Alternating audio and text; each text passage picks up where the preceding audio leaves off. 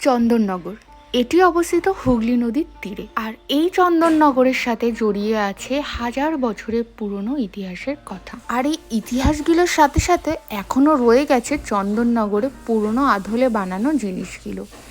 গঙ্গার পাড়টাকে পরিষ্কার রাখার দায়িত্ব আমাদেরই, কিন্তু এখনো মানুষ নিজের নোংরা আবর্জনাগুলোকে এই গঙ্গাতেই ভাসিয়ে দিয়ে যায়। ব্রিটিশ শাসিত রাষ্ট্রে কেউ স্বাধীন ছিল না, কিন্তু এখনের স্বাধীন মানুষগুলোই এই ব্রিটিশদের বানানো জিনিসগুলোর মজা নিতে চলে আসে ফিরে ফিরে এই চন্দননগরে।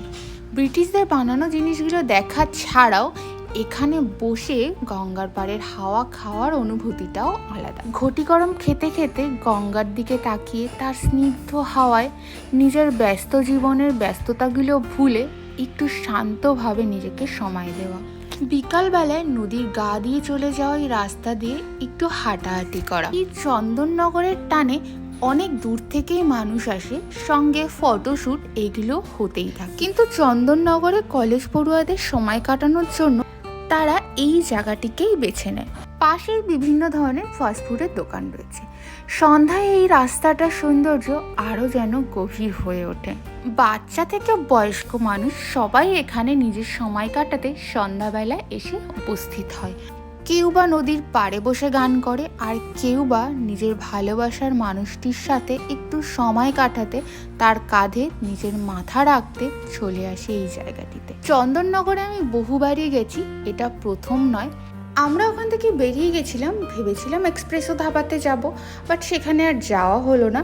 কোনো একদিন এক্সপ্রেসো ধাবার রিভিউ তোমাদের দিয়ে দেবো, কারণ আগে একবার গেছিলাম, খুবই ভালো লেগেছিল। ওখানে চম্পারন মাটনটা জাস্ট ওয়াও। আমরা ফেরার সময় কল্যাণী হাইওয়ে দিয়ে আসছিলাম, তার জন্য চোখের সামনে এই বেঙ্গল ধাবাটা পড়েছিল। এখানে খাবারটা অনেকটা এক্সপেন্সিভ, খাবারের কোয়ালিটিটা ঠিকঠাক।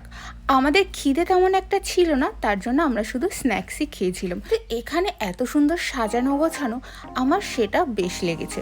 আর একটা বেস্ট যেটা লেগেছে, অনেক ক্ষেত্রে ধাবা আর বার একসাথে থাকলে একই জায়গায় খাওয়া দাওয়া ও বার দুটোর কাজই হয়, কিন্তু এখানে বারটা ছিল পেছনে, যাতে কোনো মানুষের প্রবলেম না হয়। আর রেস্টুরেন্টটা পুরোটাই আলাদা, সেটার কারণে এখানে ফ্যামিলি নিয়েই অনেকেই আসতে পারে।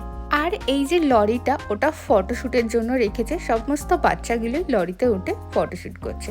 আমরা এই ফিশের আইটেমটা নিয়েছিলাম, ফিশটা খেতে ভালোই লেগেছে, কিন্তু আমাদের মনে হচ্ছিল যদি একটু লেবু পাতা থাকতো আরও বেশি সুন্দর লাগতো। খাওয়া দাওয়া কমপ্লিট করে বাইরে চলে গেছিলাম, আর বাইরের ডেকোরেশনটা এতটাই সুন্দর ছিল, নিজে দুই একটা ভিডিও বানিয়ে নিলাম, কারণ এত সুন্দর প্লেসে গিয়ে ভিডিও না বানিয়ে থাকা যায় না।